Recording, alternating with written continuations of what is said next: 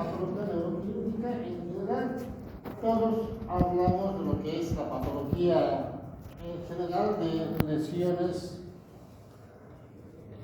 del cerebro, lesiones de hematomas, isquemias, tumores, quistes, tumores de médula, ¿no es cierto?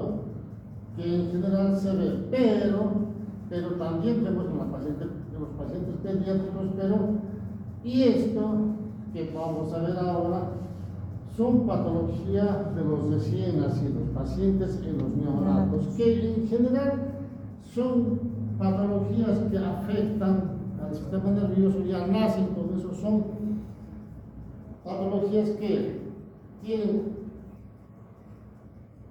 otra causa, otra etiología totalmente diferente a lo que es el adulto. Entonces, cuando hablamos de hemorragia del recién nacido, de la matriz germinal, estamos hablando más o menos lo que correspondería a los hematomas intracerebrales de los adultos. Entonces, fíjense ustedes esto. Nosotros tenemos esto, es una ecografía transcontinual, no es una tomografía. Vemos acá los ventrículos, imagen hipertensa, y después de que se reabsorba queda así, una cavidad porencefálica. Entonces, cuando hablamos nosotros de los hematomas del recién nacido, en general, estos se presentan muy pegaditos al ventrículo y a veces ingresan, rompen la pared y se meten al ventrículo, ¿no es cierto? Y esto se presenta en los pacientes recién nacidos, en los neonatos, ¿no? Pero ¿en qué pacientes de los neonatos? Fundamentalmente aquellos que son los llamados, en términos, digamos, de la población, los prematuros, o sea, en términos médicos, los neonatos pretérminos, aquellos que no han logrado, digamos, el embarazo intrauterino completo. Entonces, cuanto más inmaduro el paciente, más prematuro sea el paciente, mayor riesgo de tener este tipo de sangrados. Entonces, fíjense, un paciente recién nacido, ¿no es cierto?, totalmente diferente a este. Ambos necesitan atención, ¿no es cierto?, por el especialista, y ambos están en la terapia neonatal. Antes no existía eso, ahora sí.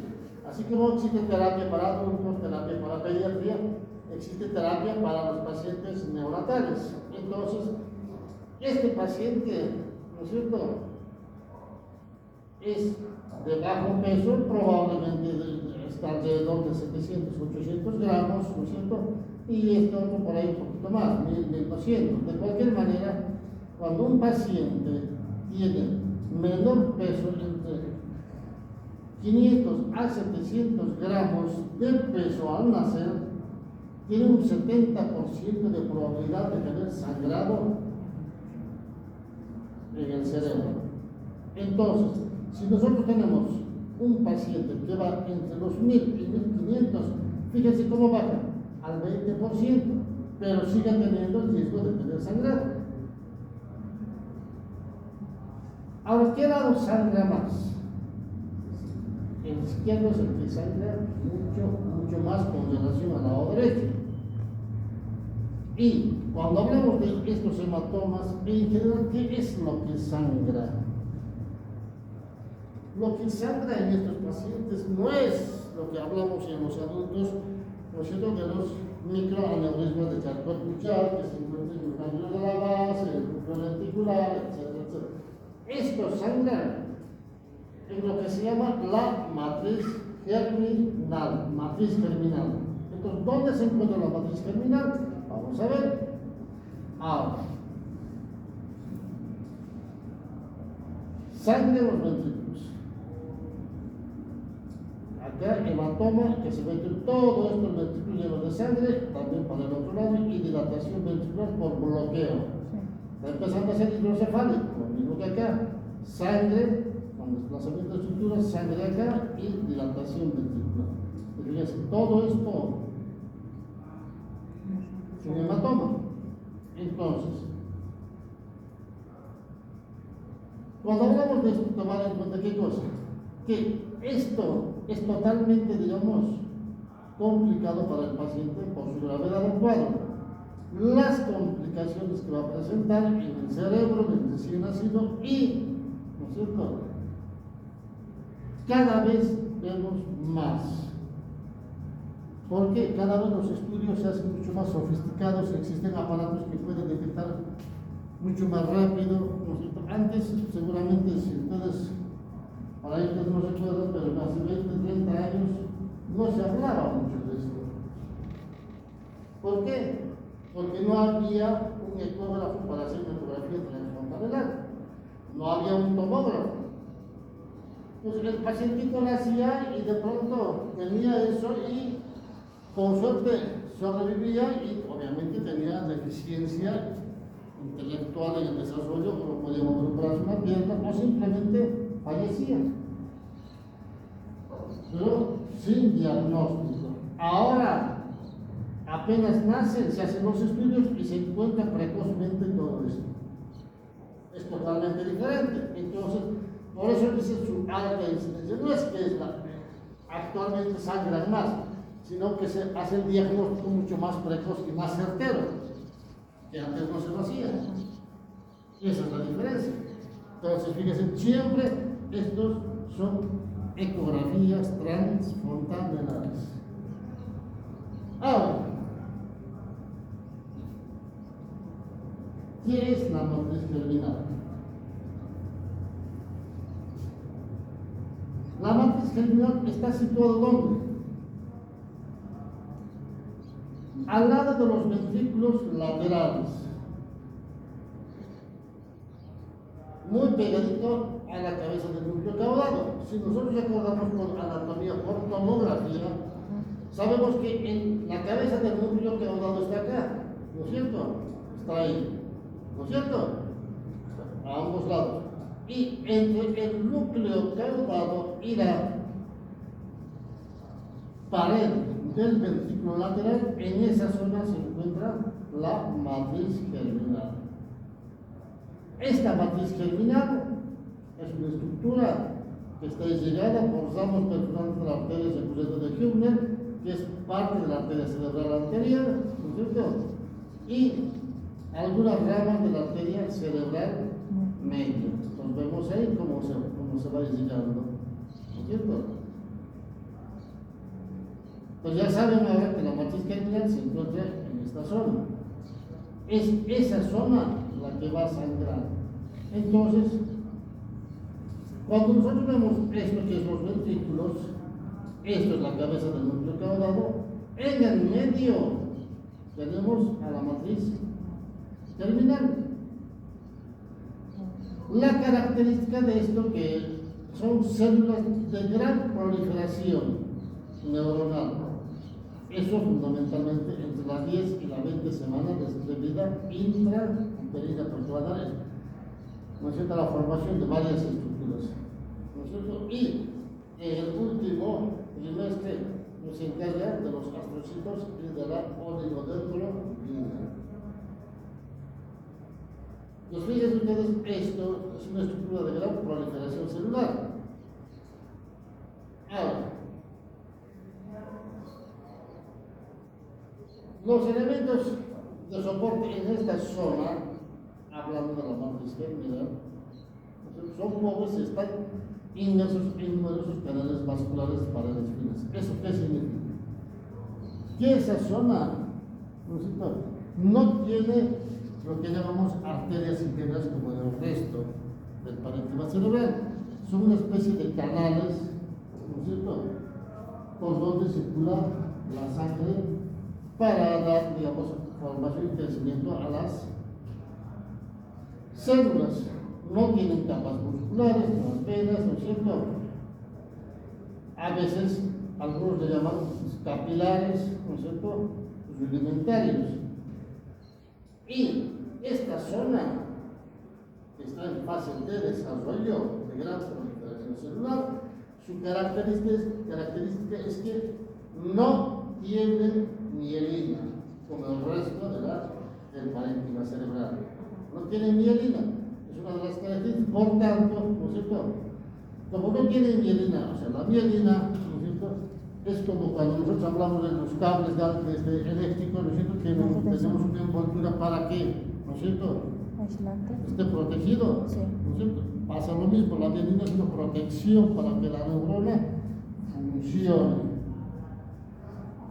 En esa zona, las neuronas no tienen mielina, por eso que son altamente, ¿no es cierto?, susceptibles ¿a qué? A tener lesión por cualquier cambio que exista, ¿no es cierto?, en el cerebro, fundamentalmente el cambio de presión cuando nacen de la vida intrauterina al exterior. ¿Por qué? Porque tiene que empezar a ventilar solo.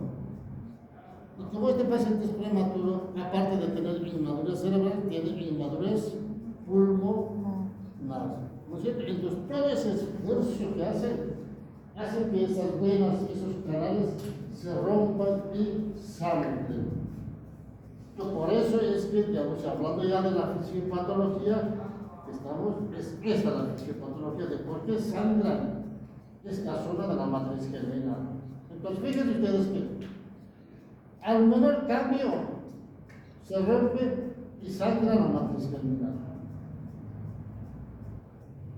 Es totalmente diferente la fisiopatología del adulto, es totalmente un hematoma intracelular del adulto con la matriz germinal, ¿no es cierto? Ambos sangran, pero por causas diferentes y en lugares diferentes, pero tienen sangrado.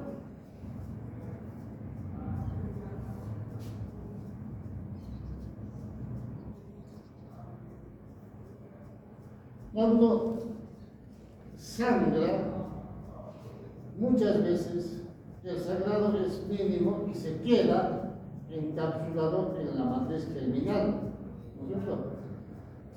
Y a veces se rompe y se mete al ventrículo. Entonces, fíjense, todo eso. La sangre dentro de los ventrículos produce efectos deleterios, sí. Pues, la sangre es irritante cuando no está dentro de la arteria o la vena. No, por esa misma, ¿no es cierto?, por su descomposición siendo más importantes. Uno, ¿qué va a haber? Una disminución del flujo sanguíneo periventricular, no por aumento de la presión intracraneal. ¿Va a haber liberación del ácido láctico? Sí, eso siempre pasa. ¿No es cierto? Liberación del potasio por sus acciones nocivas sobre los vasos sanguíneos, lo que va a agravar y aumentar la presión arterial del cerebro. Y va a haber liberación de otros agentes vasoactivos de menor cuantía. Entonces, ¿eso qué significa? De cualquier manera, todo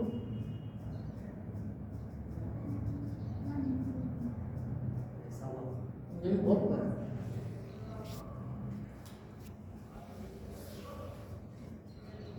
Cuando pasa esto, en general,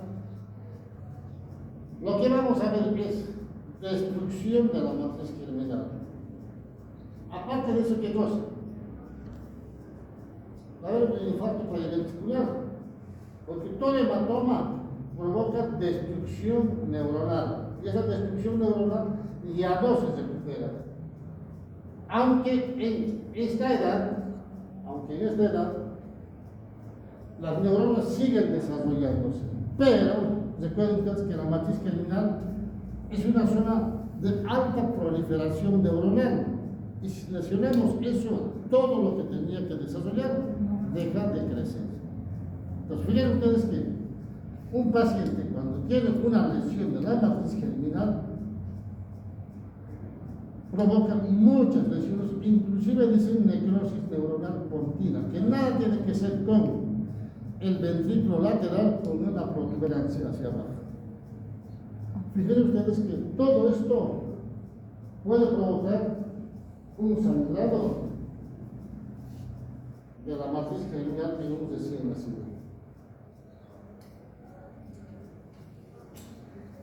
Cuando hablamos de esto, en general existe, ¿no es cierto?, clasificaciones para entender mejor. Existen varias clasificaciones. Dentro de esto tenemos la clasificación de papila. Actualmente existe otra clasificación que es más o menos igual o similar a esto, simplemente hay una pequeña división en grado 1, pero el detalle no es profundizar en estos para que ustedes puedan entender. La idea es que entiendan que existe una clasificación de cómo, digamos, poder interpretar por lo menos o entender el informe que dejan los que informan la ecografía transfrontalera. La clasificación de Papile son 4 grados. El grado 1 fundamentalmente es cuando existe un pequeño sangrado localizado ¿dónde? Solamente en la matriz germinal. Un pequeño sangrado que no se mete al ventrículo, no es grande, es muy pequeño, localizado en la matriz germinal y, ¿no es cierto?, el resto del cerebro está normal. El grado 2, ya acá, el sangrado rompe la pared del ventrículo y se mete ¿dónde? A los ventrículos. Y dicen que tiene que estar por lo menos el hematoma entre el 10 y el 50% de la cavidad ventricular. De cualquier manera, tiene que haber sangre en el ventrículo para ser grado 2. El grado 3, sí, tiene que haber mayor sangrado, pero más del 50%. Ese es el grado 3. Aparte de tener sangre en la matriz germinal, sangre en los ventrículos mayor al 50%. Cuando hay mayor del 50%, entonces los ventrículos van a estar dilatados, van a estar con hidrocefalia. Entonces, ¿qué es lo que pasa con estos? Si nosotros comparamos este ventrículo que está bien, este que está con sangre, y esto, fíjense, está totalmente dilatado, ¿no es cierto? Es totalmente diferente. Este es el grado 3. Y tenemos el grado 4, ¿no es cierto?, cuando existe sangre en los ventrículos y sangre, ¿pero dónde? En el parénquima cerebral. Acá vemos solamente sangre en matriz germinal, también matriz germinal, porque esta es la matriz germinal, pero la mayor cantidad de sangre está en el ventrículo. El grado 4, la sangre está mucho más en el parénquima cerebral, obviamente también dentro de los ventrículos, pero mayor daño del parénquima cerebral. Entonces fíjense que cuando uno ve, seguramente algún paciente alguna vez van a ver un informe de una ecografía transfrontalar, seguramente van a poner la clasificación de papila o clasificación de otro con tal grado. Todas las clasificaciones más o menos están más o menos similares a esto. No hay mucha diferencia. Entonces ya vemos y a veces mandan una fotografía de estas, ¿no es cierto?, para que puedan entender, ¿no es cierto? Cuando tenemos este tipo de clasificaciones, entonces ya nos damos cuenta del grado de lesión que va a tener el parénquima cerebral y el grado de, digamos, complicación en el desarrollo neurológico del sistema nervioso en los pacientes. Cuanto mayor lesión en el cerebro, mayor compromiso en el desarrollo psicomotriz del paciente. Tardan en caminar, tardan en hablar, a veces quedan con algún déficit, y cuando están bien, ¿no es cierto?, aparentemente entre comillas, porque está caminando, jugando pequeño, entra a la escuela y le cuesta 2 veces.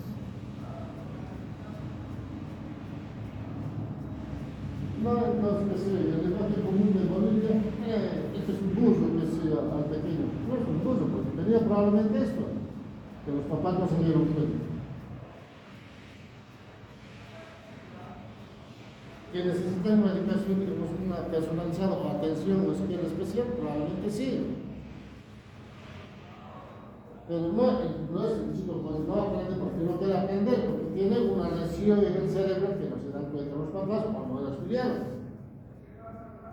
Pero cuando uno ya sabe, está internado y el médico se le dice, va a tener tal cosa, tal cosa, tal cosa, tal cosa, el papá tiene que estar preparado.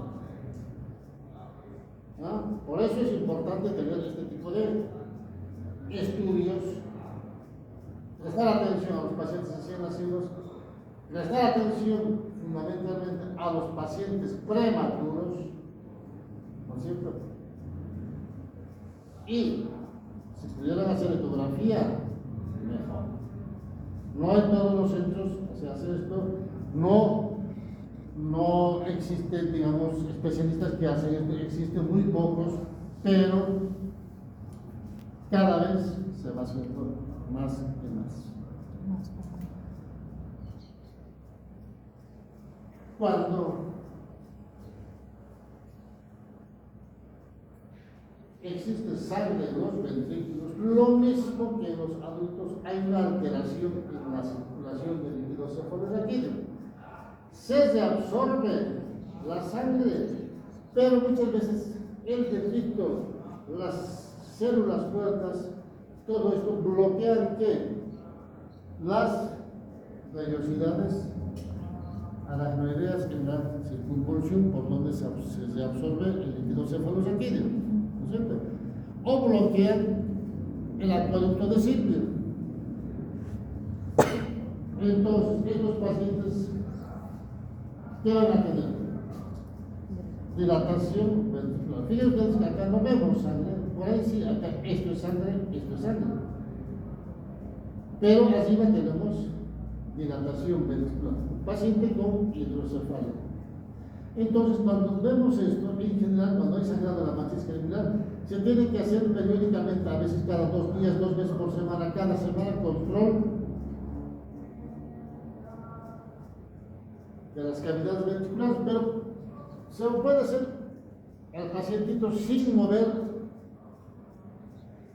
de su lugar de la incubadora, no irradia y se puede repetir cuantas veces quiera el estudio. A diferencia de la tomografía, que cada vez que hacemos una tomografía en un paciente con un cerebro totalmente inmaduro, ¿no es cierto?, estamos dañando ese cerebro con la radiación.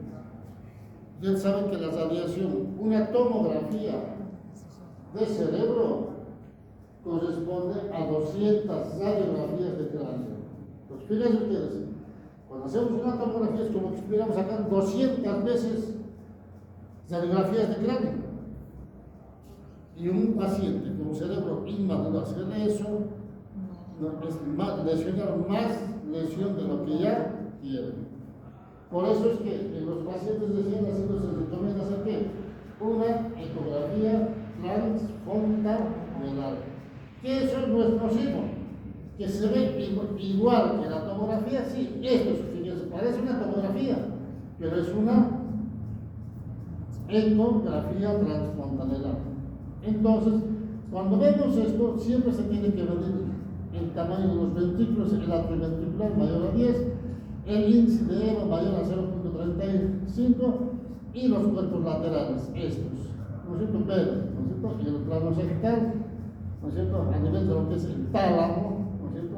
Más del 10. Todo esto nos ayuda a entender ya, sin necesidad de hacer estas medidas, que esto lo hacen los ecografistas, nosotros vemos esto y ya nos damos cuenta que tiene hidrocefalia, porque no es la forma del ventrículo, ¿no es cierto? Y seguramente la cabeza va a estar mucho más grande en el paciente recién nacido. Entonces fíjense que cuando hacemos esto, ¿no es cierto?, tenemos que marcar pronóstico. El pronóstico, fíjense, el grado 1 en general, como es pequeño, el sangrado tiene, entre comillas, evolución buena, sin mayor lesión del parénquima cerebral. El grado 2 ya en riesgo de tener hidrocefalia, ¿no es cierto?, 25%, y fíjense, un retraso madurativo del desarrollo psicomotriz en un 69%. Es alto. Porque en el grado 2 dijimos que tiene sangre en los ventrículos, pero menos del 50%, ¿no es cierto? El grado 4, el riesgo de tener hidrocefalia ya sube a 78. Este casi con seguridad va a tener hidrocefalia. Y el retraso madurativo del desarrollo psicomotriz llega a un 92%. Prácticamente este va a tener problemas cuando vaya a crecer bien en la escuela. Y el grado 4, prácticamente este sí va a tener hidrocefalia 100% y va a tener 100% de retraso madurativo. Por eso es que esto tenemos que entender para darle más o menos una explicación, ¿no es cierto?, a los padres, porque siempre preguntan: ¿no va a tener complicaciones? ¿No va a tener problemas? ¿Cómo va a estar en la escuela? ¿Cómo va a estar esto?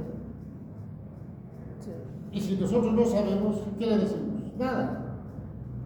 Pero si nosotros entendemos esto, seguramente no le diremos, si no son especialistas, por lo menos le dirán, probablemente tenga esto, pero sería bueno que consulte con el especialista. Ahora, si son especialistas, van a hablar con toda certeza, va a tener tal cosa. Por el tipo de sangrado en el cerebro, por lesión de la matriz germinal. ¿No es cierto? Entonces, fíjense ustedes, es totalmente diferente la etiología, el sangrado, complicaciones y pronóstico de los pacientes con relación a los sangrados intracerebrales de los adultos, pero son hematomas intracerebrales. Entonces, este autor Goldberg, ¿no es cierto?, en el estudio que hizo, reportó que pacientes con hematomas intracerebrales, el 80% fallecen por alguna complicación. Y de todos los que vivieron, esos 20%, tuvieron alguna anormalidad. No eran normales. ¿Por qué? Por el tema del desarrollo psicomotriz. Grado 1, grado 2, grado 3, ¿no es cierto? Seguramente los de grado 4 por complicaciones fallecieron. Y en los hematomas intraventriculares localizados, ¿no es cierto?, fallecen un 30%. Y de los vivos solo el 10% es normal. Fíjense ustedes que este 10% más o menos corresponde al grado 1 de la clasificación de Papille. ¿Y el grado 1 qué es? Sangrado de la matriz germinal solamente, ¿no es cierto? Entonces fíjense cómo solamente interpretando el sangrado podemos más o menos darnos cuenta ya el pronóstico, ¿no es cierto?, de vida que va a tener nuestro paciente recién nacido. Por eso es importante entender este tipo de cosas. Yo, por suerte, ustedes tienen toda la suerte de poder llegar a estos temas para que entiendan. En la gran mayoría de las universidades no llevan esto. Primero, porque el resto de los neurocirujanos no son especialistas, no son neurocirujanos pediátricos. Entonces, uno cuando hace pediatría, uno entiende este tipo de cosas, porque lo ha vivido, ¿no? Y yo con toda mi experiencia puedo hablar de esto, porque he vivido mucho con los pacientes. Y puedo transmitir, digamos, mi experiencia hacia ustedes para que puedan entender mejor. Por eso es que cuando hacemos, ¿no es cierto?, algún procedimiento para evitar mayor lesión del cerebro, muchas veces hacemos las punciones ventriculares para descomprimir y disminuir la presión intracraneal. Entonces, cuando hacemos esto, ¿qué estamos evitando? Evitamos que el paciente tenga hidrocefalia, además, fíjense ustedes, el líquido con sangre. ¿Se puede hacer punciones ventriculares de repetición? Sí. ¿Cada 24 horas? Sí. ¿Cada 48 horas? Sí. ¿Cada cuando sea necesario? Sí. ¿No es cierto? Y vamos controlando con ecografía para ver si sigue dilatando o no para hacer las punciones. En principio, cuando hay dilatación ventricular y sangre en los ventrículos, se recomienda hacer punción lumbar para no lesionar el cerebro más de lo que ya está lesionado. Entonces hacemos la punción ventricular y sale lo mismo el líquido. Pero muchas veces, en algún momento, por algún cuadro, se tapa y no podemos evacuar como se debería. Entonces muchas veces, una vez, dos veces, tres veces hacemos la punción lumbar, más ya no sale, entonces ¿qué es lo que hacemos? Tenemos que recurrir a la punción ventricular, ¿no es cierto? La punción ventricular. Entonces, otra de las cosas en un tratamiento, ¿no es cierto?, es que hacemos, ¿no?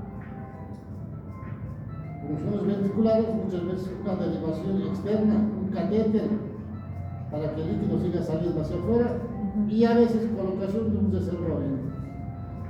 Se llama reservorio de Ritchard o de Omaya, ¿no es cierto?, con un catéter y solamente se pulsa el reservorio para no estar pulsando varias veces el, ¿no es cierto?, cerebro.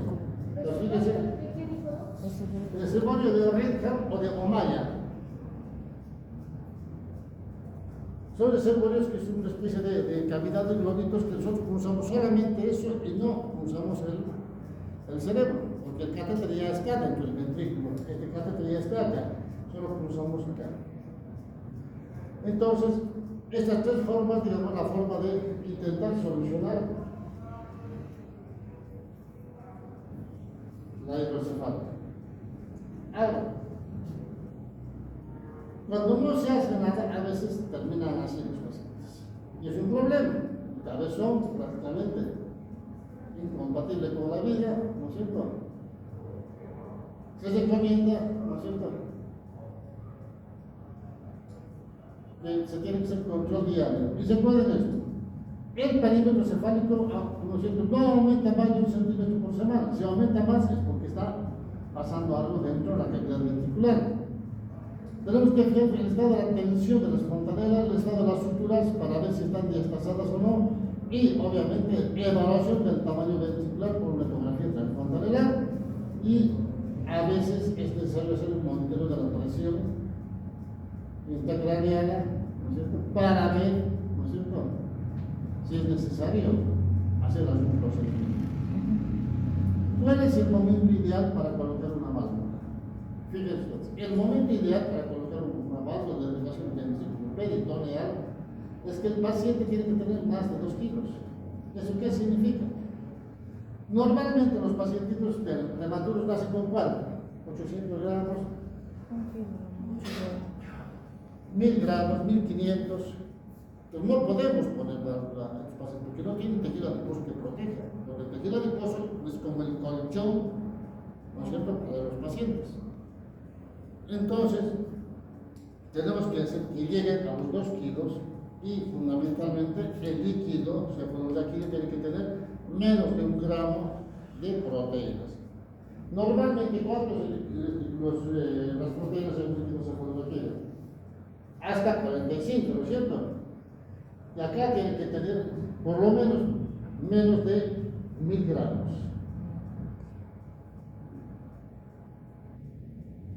Un grado, perdón, menos de eso. Entonces, solo así podemos poner la válvula, porque si no se tapa la válvula y es un problema. Y obviamente, a veces tienen necrosis enteral, problemas pulmonares, obviamente todo eso tiene que estar resuelto para definir la colocación de una válvula en un paciente neonatal. ¿Ah? Pues fíjense, es el momento ideal de cuando tenemos que hacer un tratamiento definitivo en el tipo de pacientes. Ahora, ¿cuáles son las contraindicaciones? Fíjense, las enterocolitis, es lo que les decía. Si el paciente tiene una enterocolitis necrotizante, no se puede poner una derivación. Si tiene una hipertensión pulmonar, no se puede poner una derivación ventricular. Ahora, si están infectados los pacientes, es que los neonatos tienen bastante sepsis rápidamente. Entonces, ¿cuáles son los géneros más comunes? El estafilococcus germinis, que está en la piel, los enterobacter y los streptococcus pneumonitis. Entonces, tenemos que controlar todo esto antes de pensar en colocar una válvula, porque si no, colocamos la válvula por infección de la cavidad abdominal, contaminamos la cavidad ventricular, porque le hacemos un camino para que suba hacia el medio, ¿no es cierto? Entonces, ¿no es cierto? El grado 1 en general no está al alcance de la matriz germinal, ¿no es cierto? No se rompe el epéndigo, ¿no es cierto? Y puede ser uni o bilateral. Se ve hiperecogénica, homogénea con las hemorragias recientes, heterogéneas en hemorragias organizadas como que ya están en periodos de absorción. La evolución generalmente va entre semana a meses con disminución de la ecogenicidad, formando quistes supratentinales. Eso como que se va licuando el coágulo y vamos viendo cómo se va haciendo más hipoecogéneo. Y cuando se colapsa totalmente las paredes, ¿cómo se ven? Una especie de ondulación, ya no es lineal simétrico. Entonces, cuando vemos esa ondulación, en algún paciente decimos, este tuvo un sangrado de la matriz germinal. En este grado 2, en general, nosotros, la sangre está dentro de los ventrículos. Entonces, lo que vamos a ver, un molde de coágulo del ventrículo. Y este es el algoritmo de todo lo que hablamos. Si ustedes aprenden esto, con seguridad nunca se van a equivocar en el manejo de los pacientes. Ya se los dije siempre, todo en medicina, todo está protocolizado, no hay nada al azar. Uno tiene que saber y seguir los pasos de lo que ya está establecido para no equivocarnos. Nos saltamos eso, nos equivocamos. Acá tenemos hemorragia de circulación, si no está dilatado, en observación alta. Ahora, si está dilatado y lenta progresivamente, ¿no es cierto? Tenemos que vigilar. Pero si sigue dilatando, ponemos un reservorio. Si sigue dilatando, ¿no es cierto? Podemos una derivación. Ahora, si no dilata, se detiene la dilatación, solamente control, ¿no es cierto? Periódico. Ahora, si la dilatación es mucho más rápida, se pone reservorio. Si se detiene, nada, control en un año, pero si este paciente, si no se detiene, continúa, se tiene que colocar una derivación ventriculoperitoneal. Ahora, si se detiene en algún momento, se sigue haciendo control. Fíjense, todo lo que hablamos está resumido. No hay donde perderse. Todo lo que hablamos en 2 palabras resumimos ahí. ¿Alguna pregunta, padres? ¿Ninguna? ¿Está claro? ¿O no entendieron nada? ¿Seguro? Muy bien,